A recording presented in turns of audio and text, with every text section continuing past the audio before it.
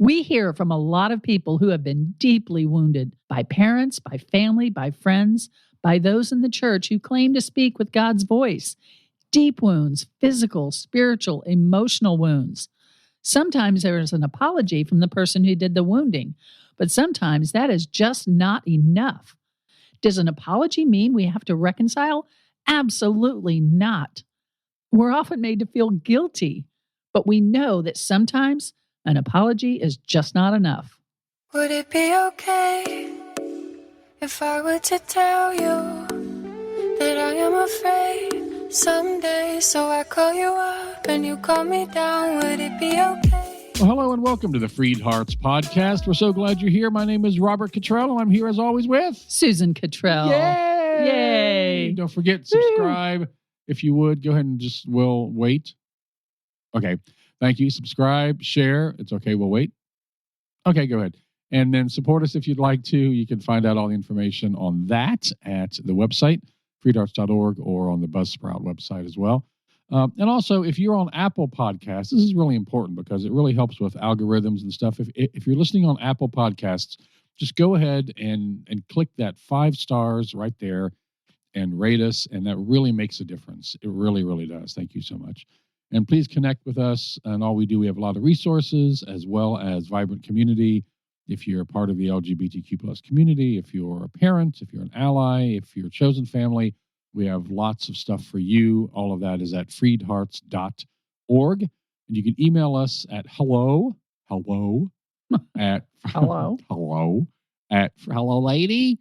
Sorry, it's my Jerry Lewis. We're dating every episode. I seem to date myself.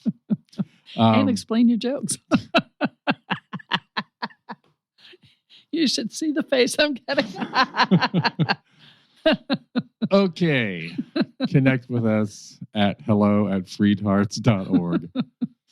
Well, we hear from a lot of people. We hear from a lot of people on a daily basis who have been deeply, deeply wounded by parents, by family, by friends, by those in the church who claim to speak with God's voice.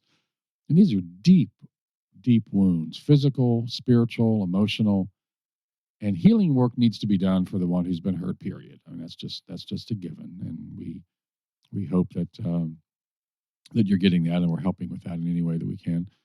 And sometimes there is an apology that comes from the person who did the wounding, who did the offense against another human being. And you know what? Sometimes that is just not enough. It feels empty. It feels, just not enough. We may not know why, and we're often made guilty that it's, quote, not enough. But we just know in our hearts and our spirits that it's not enough. And today we want to kind of dig in and sort out what's actually going on here to help us all move forward authentically. And you want to start, right? You want to start by sharing a story. Yeah, I want to share a story that my gay friend in Germany forwarded to me, and he was badly hurt. Hi, Thomas, by the way. Shout out. He was badly hurt by the church and by his family, not embracing him as he is, which is gay, and not even recognizing why that's offensive or hurtful. He is a lovely person. He sure is. He really is, and he really gets to the heart of the matter. So he said a friend emailed him with this subject line, "There's hope, Thomas," with an attached article about a local bishop who wants the local gay community to know they're welcome back in the church and that they want to start treating them better now. Aww. Now, while this could sound hopeful on the surface, it is not. It is glaring dysfunction. I'll tell you why. Thomas said, what many people don't realize, especially clergy, is that we're talking about a perpetrator-survivor story here. The Catholic Church, or any non-affirming church, is the perpetrator, and the entire LGBTQ community is the survivor. Yeah, there's just a little aside thing that just happened recently in the news, and that's that the former Pope, Benedict, I think, admitted that he lied in testimony during the child abuse scandal. And so if it's happening all the way up there, the top, then Yeah. So, it's just devastating. So the LGBTQ community is the survivor in this situation. And remember that not all of them survived. Just saying. So I want to use a word picture here to help us get the absurdity of this bishop's on the surface hopeful offering that's not really hopeful. Let's use a different perpetrator-survivor scenario to show how it really feels to have this kind of words from the bishop. And I apologize ahead of time for using a potentially triggering word, RAPE. I'm going to use that word a couple times. And I will be cussing. I won't apologize for that. Not just cussing. You're going to lay it out there. I'm going to lay it out there. This is the big word. Yeah. Because this is the F words. It's not, and it's not fart. But again, just be okay with that. It's all right. Yeah. So this is based on Thomas's idea, and I kind of edited it myself. So imagine a man raped a girl when she was very young. He was a close friend of the family, and that event left her physically and psychologically devastated and stole her safety and her sense of well-being from her. Decades later, the rapist gets her number and calls her. Hey, remember me? He says. Yeah, I just wanted to let you know you're welcome back in my home anytime. Yes, that's what I said. And I want you to know I'll treat you better this time. How does that sound? The woman might hang up immediately from shock, or she might just let out a healthy fuck you. Or she might even speak to him. She might say, what the fuck? After all these years, you call me and you say, I'd be welcome back. Are you out of your mind? Do you remember that you raped me? Do you know how many years I've suffered because of you? Do you even regret it, you piece of shit? And now you just expect me to come and have a nice visit with you? You're as fucked up as you ever were. Even for me to consider contact with you again, which I wouldn't, would require a deep apology, don't you think? As a place to start. And I'd also need to know that you deeply regret this, that you know you were wrong. And I would need some assurance that this would never happen again, not just to me, but to anyone. Did you correct this? Did you change the core of who you are that drove this behavior? Do you see what I mean? Anything less shows me that you do not grasp how badly you hurt me, you damaged me. Do your homework before you even think of a conversation like this, again, with anyone. Only then can we begin to talk about forgiveness, let alone coming back. Otherwise, fuck off. Now, if you're offended by the cussing, I think you missed the point. Yeah, and sometimes you know what that word just is it. It's the right word. Yeah. Thomas said, this whole thing is absurd, that they think they can come open their arms and say, you're all welcome back now, and will happily come running back to our perpetrator without any of the deep soul searching on their part that needs to happen, and which is a classic, abuse situation. Yeah. To me, that shows the magnitude of the problem and of the disconnect. For the bishop to think this is the answer shows that he is just dysfunctional and he's in a system of dysfunction. Otherwise, he'd see that what he's asking of this community is absurd. Thomas said, no, they have to do their homework first. The bishop, however kind he is, and whether he likes it or not, is still part of an institution that is rotten to the core. He is the pillar, one of the pillars holding this institution up. And remember, this institution denies women a voice that would really benefit them. And then they denied all the sexual abuse of children in their care. And in fact, protected the perpetrators. And before we go thinking we're not them because we're not Catholic, non-affirming Protestant churches also have an abysmal track record, with women and with sexual abuse and with LGBTQ. So there's a lot not to go back for. In this situation, too, sometimes when we're on the receiving end of that kind of, quote, apology and invitation back, when we don't receive it with open arms, we're made to feel, like we said earlier, we're made to feel like we're wrong. Like we're the ones now being harsh. Right. Please. But that's not how repentance works. It's not how reconciliation works. That you just apologize because probably your numbers may be down and it would be nice to have all those people back. So no, that's not how any of this works. So Thomas continued. Yeah, he said, so before we in the LGBTQ community or friends of the LGBTQ community who have left for the same reasons, go running back in some kumbaya moment, The church as an institution, from the Pope on down, in a very public way, needs to apologize and show deep remorse and regret and even offer reparation in some form. Mm-hmm. You know that the Catholic Church decentralized during all these child molestation cases to limit reparation. Did you know that? To limit liability. Yep. Yeah. That's right. Limit liability. That's right. And at the very least, Thomas continued. Financial liability, by the way. Right. Right. So they don't have to pay damages because they're not as big as they say they are. And at the very least, Thomas continued, they must correct their teachings before they approach us. Either remove the paragraph from their books condemning sexuality, homosexuality, and sexuality. Yes. You know, that paragraph, whatever that's still there, or rewrite it to include us. But he said, that's the way it works before you can even begin to think about forgiveness. But even if they do that, they'll never get me back, he said.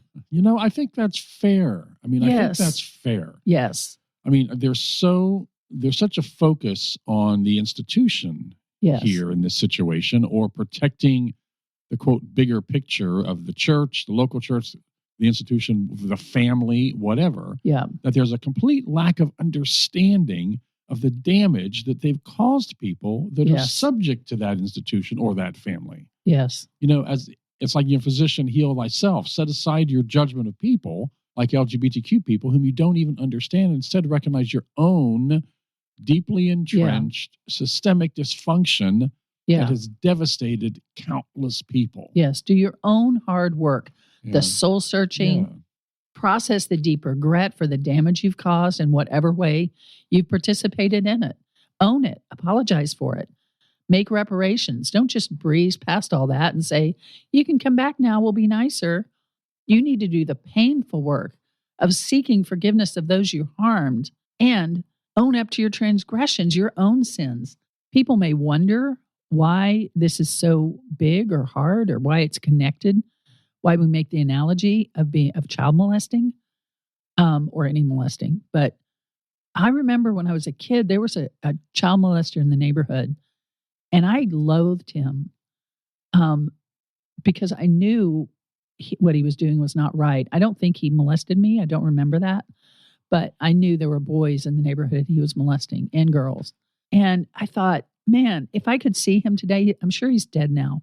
But if I could see him, I would in no way want to see him or reconcile with him at all.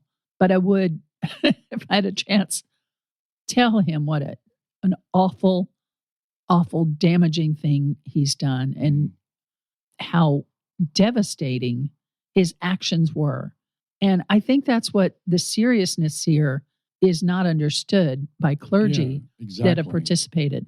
Remember the movie, was it Spotlight? Is that the name of it? Oh, yeah. I think so, yes. Finding Out with Amy Adams about the child molesting priests. And they're like, you know, it happened to me when I was a boy. So it's like, that's what you do. I mean, they have no concept of the damage with child molesting. And they also have no concept of the damage with LGBT. And that is the thing that they need to understand. They're not stupid people. They need to do their work to come to understand why this is such a hard issue and why they're doing it so badly. And stop diminishing the negative impact. Stop diminishing the damage that this has done spiritually, emotionally, physically, all kinds of things. Yeah. That's right. That's exactly spiritually, right. You know, this is a picture of God. This person represents God. Are you kidding me? Right.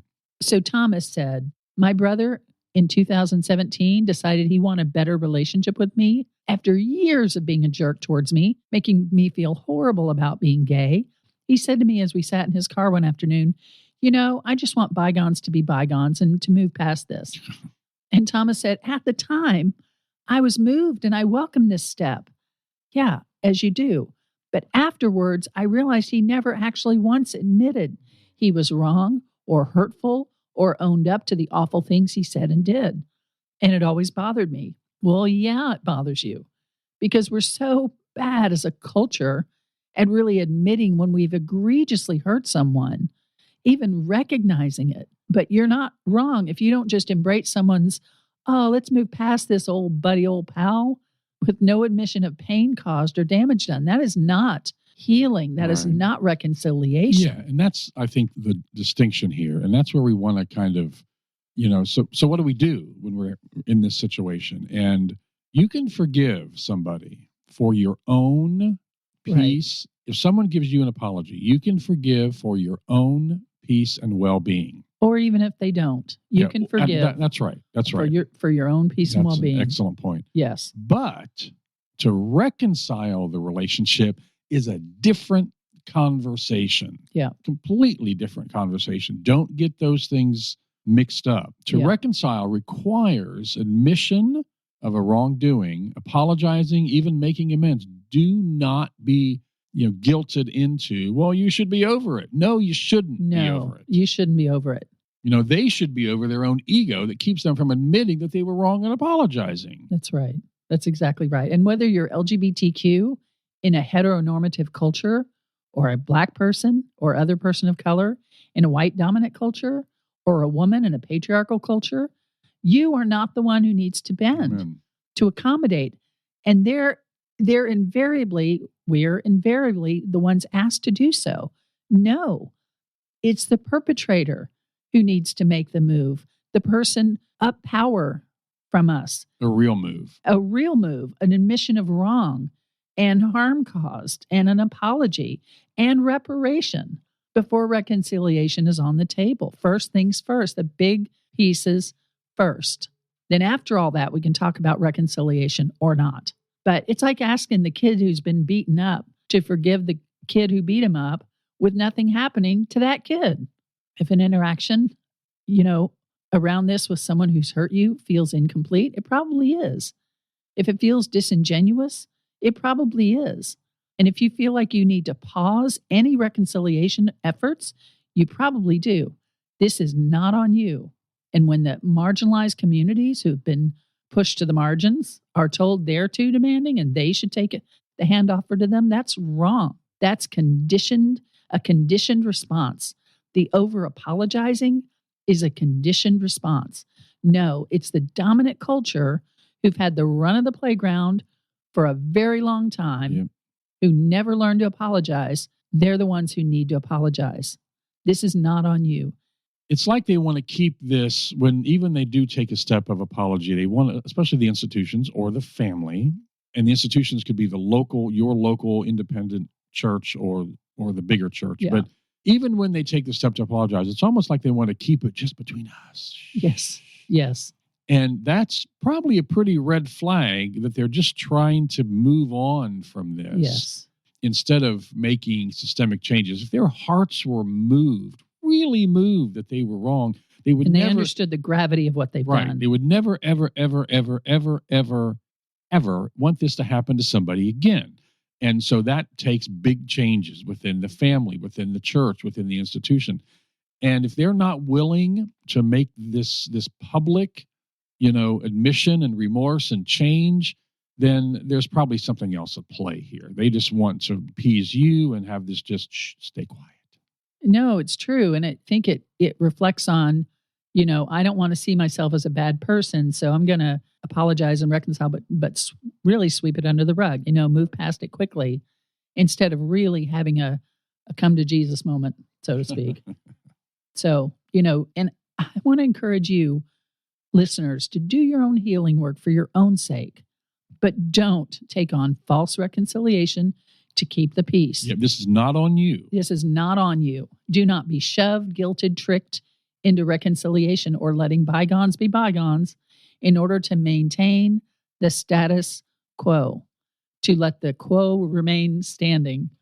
In other words, to reinforce the system of abuse and allow it to remain. No, that's not what we're going to do here. Yeah, because because people are often guilted into forgiving people or accepting an apology because, that's the loving thing to do. And that's just, oh man. It's the wrong way around. It's not, to love others, I guess, means to hold them accountable, right? To instead of saying, okay, I just, all right, I forgive you. Yeah, for the harm done. Because it's often used as a weapon. like you just said, to keep things as they are with no real change. But we're not going to do that. Right. We're not going to buy that. Yeah, exactly. Forgiveness is used as a weapon to keep things the same, and that we don't want things the same.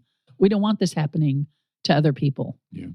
Remember that to love someone as they are, that to love someone is to accept them as they are with room for who they may become, and that includes accepting them as they reveal themselves to be. Can you say that again? Because that's something that I think is so powerful. Is people, and misunderstood. Yeah, I mean, someone shows you who they are, believe them. Yes. So if they show themselves to be abusive or unrepentant, yes. So let's just start with abusive. Then to love them, to accept them as they are, is to say, "Yep, they're abusive. I'm not going to trust them," or they apologize in a kind of superficial way. To love them is to say, I hear that, but that's insufficient. It's great, but that's insufficient. Yeah. We need to have some big changes. Accept them as they are revealing themselves to be. That's so powerful. Which is not changed, not repentant, not making reparations.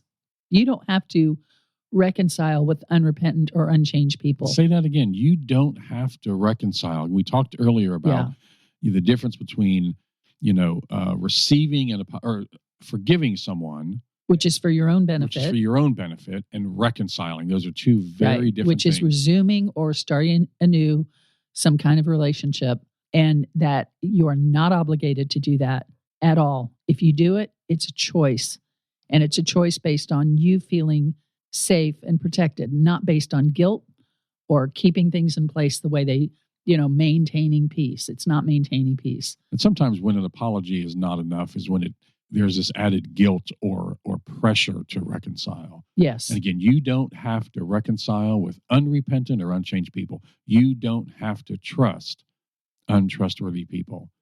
That's what it means to accept them as they are. Folks are going to show you who they are. Yeah. And you need to believe them.